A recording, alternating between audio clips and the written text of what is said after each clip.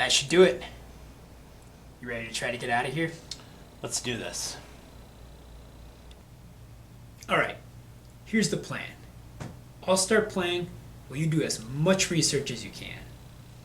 Hopefully something comes back to you.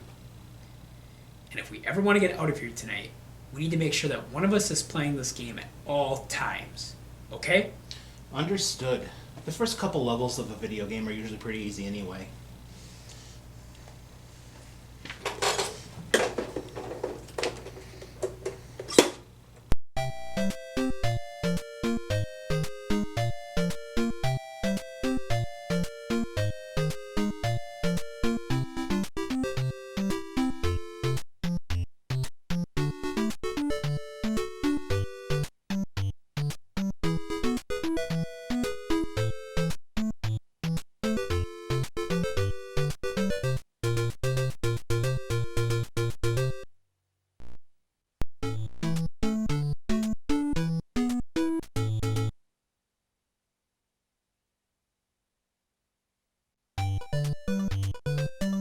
So far, this seems like a pretty down-to-earth game. You play as a boy named Mike Jones, who goes to visit his uncle on summer vacation. Apparently, Mike is a star baseball player. The game seems very Americanized. Now that you mention it, Jack, I think I remember reading that this game wasn't released in Japan. And I think it was a pretty late release on the NES. Like, I want to say around late 1990? That would have been just before the Super Nintendo was released. Watching you play this now, things are starting to come back to me. I can remember this game has an overworld like the original Final Fantasy, except way more linear. And the dungeons play similar to the first Zelda game. Well, that doesn't sound too bad. The game starts with Mike arriving on Sea Island. After he talks to some of the villagers, the chief informs him that his uncle, Dr. Jones... Cover the hard, Indy! It's Dr. Jones to you, doll! Has been abducted, and asks for Mike to help. The game gives you a choice if whether or not you want to help. If you choose the no option, it just keeps looping until you choose yes. I hate it when games do that. Right? After choosing yes, the chief gives Mike, not a knife or a gun, but a yo-yo to help him out. I had forgotten about that. Remember when I was playing with the yo-yo all day? Weird. But anyway, right after he talks to the chief, Mike heads off to the first dungeon. And if memory serves, it's pretty straightforward, with a big snake at the end of it, correct? That's right. The controls definitely take some getting used to, though. They are kind of clunky. Mike can jump, but he can only move up, down, left, and right. No diagonal. What'd you think of them as a kid, Rob? I guess I never really noticed that as a kid, the idea of bad controls didn't really exist. I also remember that Mike can pick up temporary weapons to help him out, too, like a baseball bat and a slingshot. So what happens after Mike leaves the first dungeon? He meets Dr. J's assistant, Babu, who gives Mike a code to a sub, which just so happens to be 1492. As in Columbus sailed the ocean blue? I guess. Anyway, Mike heads out in the sub, and then the game cuts to number 2, which I'm thinking means chapter 2.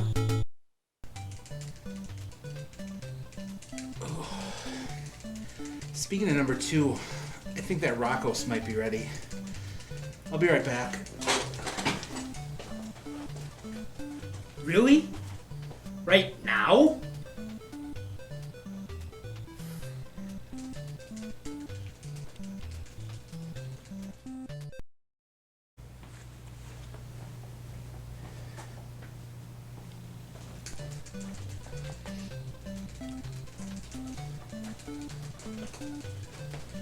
Woo!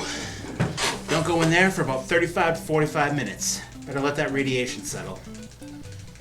Rob, you were in there a really long time. Well, yeah, you can't rush those kind of things. Blow out your O-ring. So what did I miss?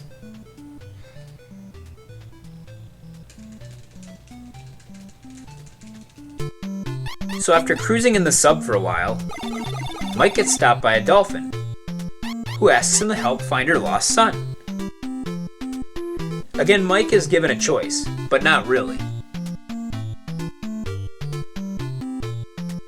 While looking for the dolphin and talking to the islanders, Mike stumbles upon a message in a bottle that has washed up on the beach.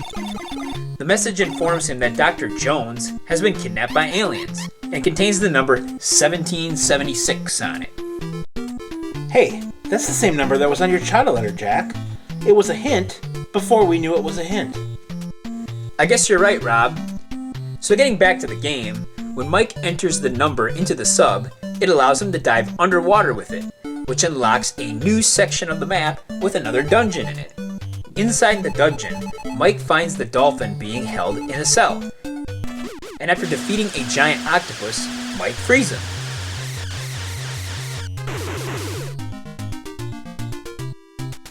With the dolphin free, Mike returns him to his mother.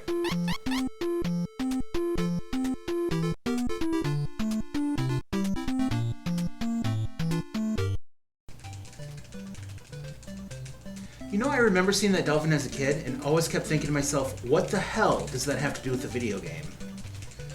So I missed one chapter while I was pooping, huh? Not bad. 2! Huh? You missed 2 chapters. Nice, dude! You know, if you keep trucking through the game like that, we just might make it out of here. So what happens next?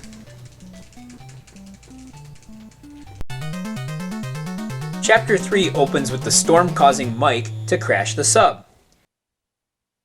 He wakes up on a beach of a new island, and after making his way through a mini dungeon with flying monkeys, he finds himself in another village. After talking with the chief, Mike is informed that the chief's daughter is in a coma, and if Mike can help, the chief will fix Mike's sub. After leaving the village, another dungeon follows, this time with skeleton-headed ostriches, and a flame monster waiting at the end. With the flame monster out of the way, Mike makes his way to the castle of Shikola, which only allows women inside. After walking around the outside of the castle, Mike stumbles across a fortune teller who wants to help him but can't because she lost her crystal ball in a pond that is located in a ghost village. Mike then heads there where he finds yet another dungeon. This time though, it has multiple exits. If the wrong exit is chosen, the entire dungeon needs to be replayed. The trick to the dungeon is to use the Rod of Sight to see ghosts, including the boss, that once is defeated, gives Mike access to the crystal ball.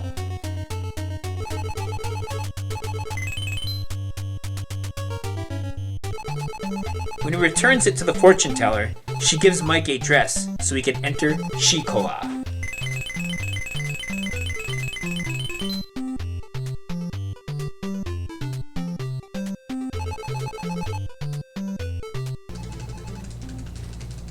Well, that's interesting. What is? The main character has to wear a dress. I'm not following you, Rob.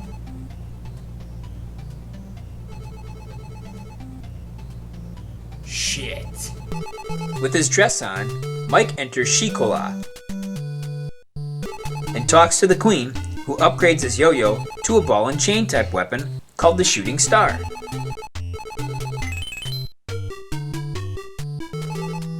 From there, Mike talks to the head warrior, who tells him he needs to jump 10 times on a platform that opens the path to another dungeon that leads to a hermit that lives on a mountain who has the spell to wake the chief's daughter. Once she is awake, Mike's sub is repaired, allowing him to leave the island and conclude Chapter 3.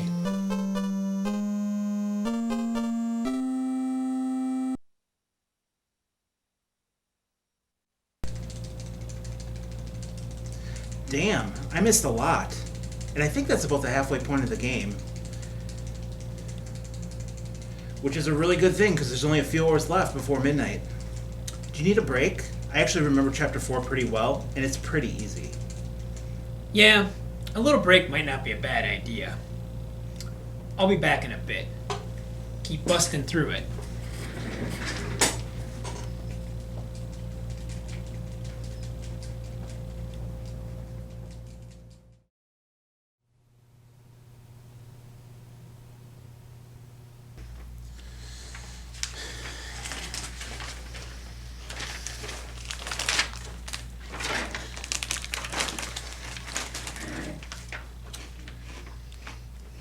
How you doing? Chapter 4 done with? I think we're in trouble, man. I don't know where to go. I'm stuck, and I can't find anything anywhere in these magazines. As the late great Bill Paxton said, it's game over, man. Okay. Calm down. Tell me what's going on. What happened in Chapter 4?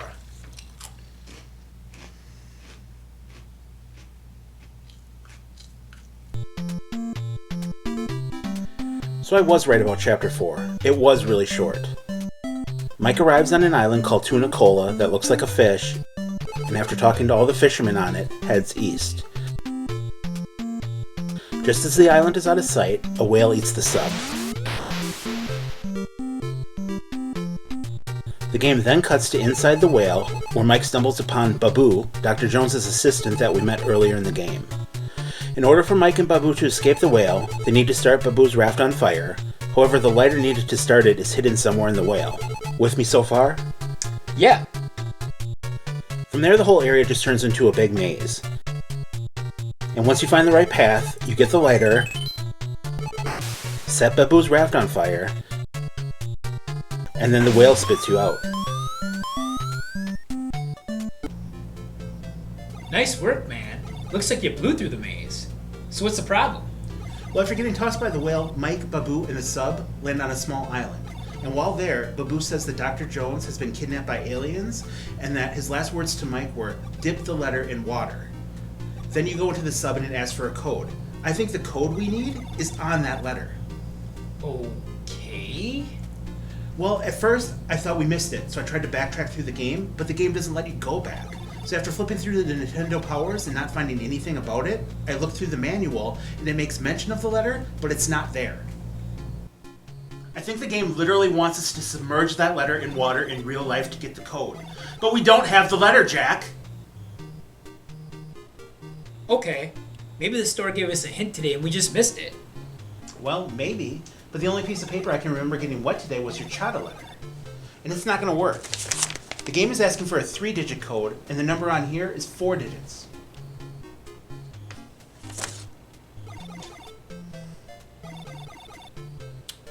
Wait, I think I might know. Hang on a sec.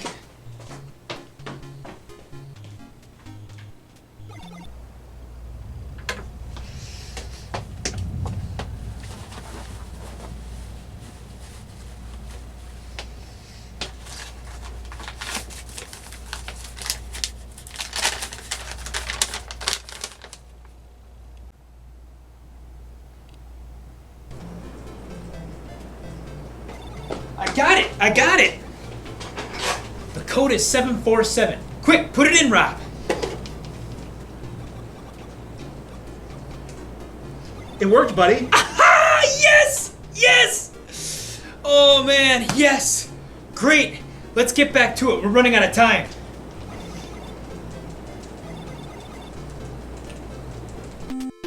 Do you remember anything about Chapter 5, Rob? Yeah. Flipping through those magazines helped me remember a bit. It starts with Mike's sub being blocked by an old pirate ship. After talking to the chief on the island, which is called Belcola, you learn that there is a secret in a cave that will move the ship. In order to do this, you need to enlist the help of Peter. We soon find out that Peter is actually a parrot and won't talk to Mike until he gets a gift. On the other side of Belcola, Mike runs into a fisherman who gives you a worm, which you then give to Peter. Peter then says his hint, which is, "Do me so far, do me." Damn. I guess she really wasn't into me. What? Oh, nothing. Let's just keep going.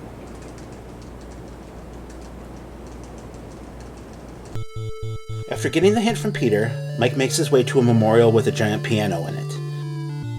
If he plays the correct series of notes, the flames blocking the exit disappear and Mike can proceed. The exit leads to another dungeon, and if I remember right, this is where the difficulty starts to ramp up. Yeah, the part with the giant bowling ball makes my head hurt. Ha ha. Anyway, once Mike makes his way to the end of the dungeon, he finds a switch, and when stepped on, sinks the pirate ship and opens the strait.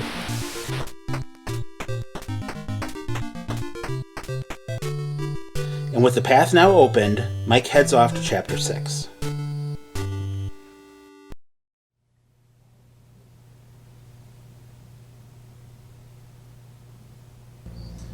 Jack, I never made it past Chapter 6 in the game before, and I have no idea how much longer, if at all, it's going to take us to beat it. We can't think about that right now, Rob. We just gotta keep taking it one chapter at a time. Now, tell me what you remember about this chapter. Okay. So Mike arrives at an island called How Do You Do, Cola. After talking to all the villagers, he heads back to the sub, which finally locks onto Dr. Jones's coordinates.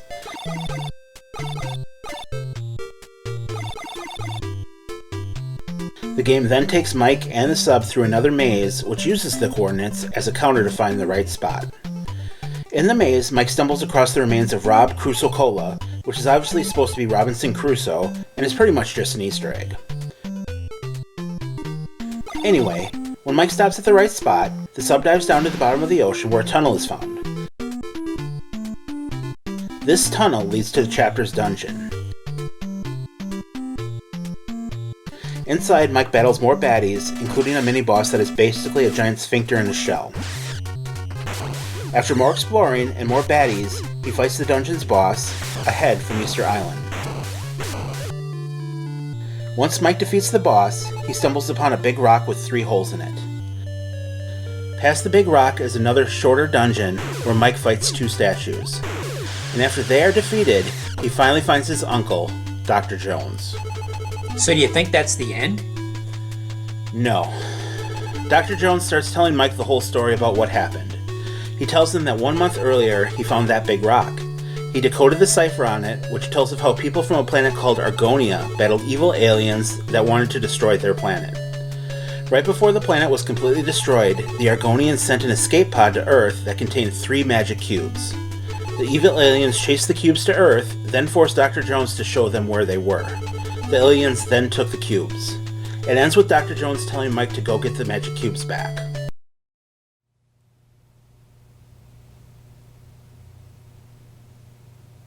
What a dick!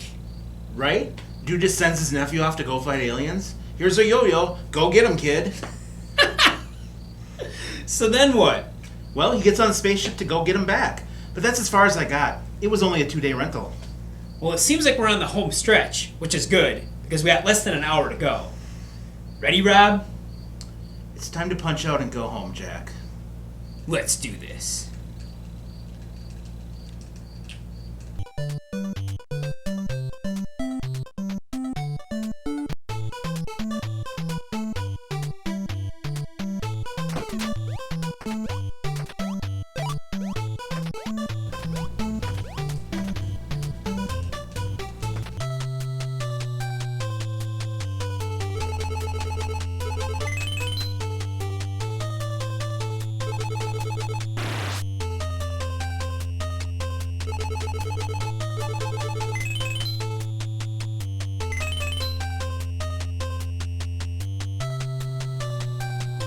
You got your first cube, Jack, and it upgraded your weapon. Only 2 more to go.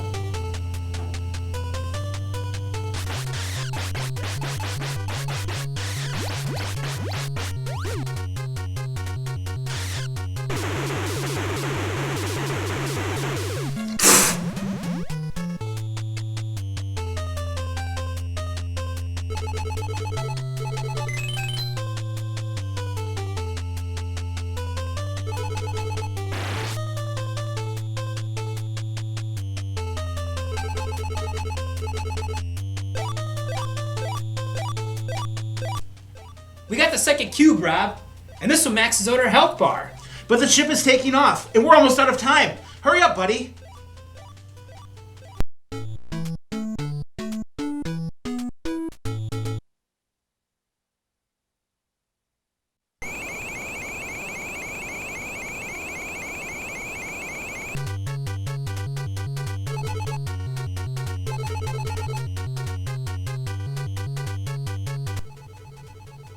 Zoda!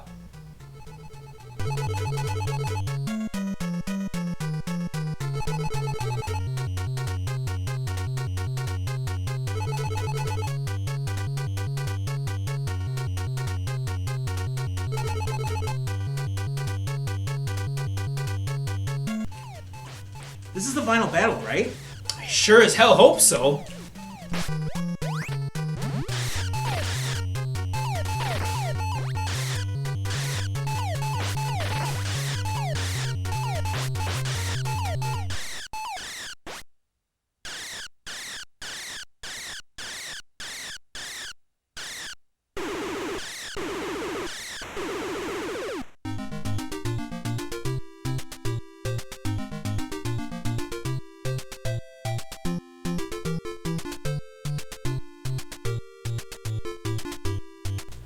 Yes! You did it! Now get the last cube and let's get out of here!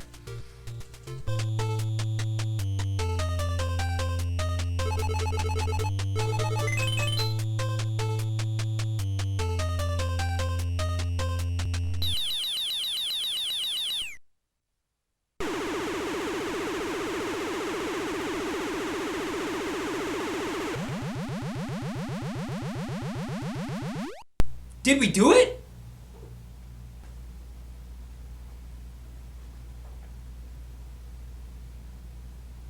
Let's get out of here, Rob! Come on!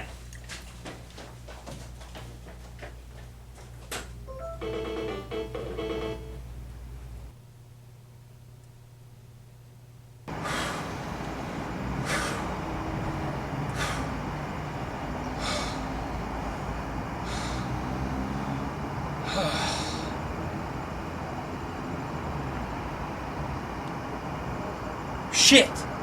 My keys are in there.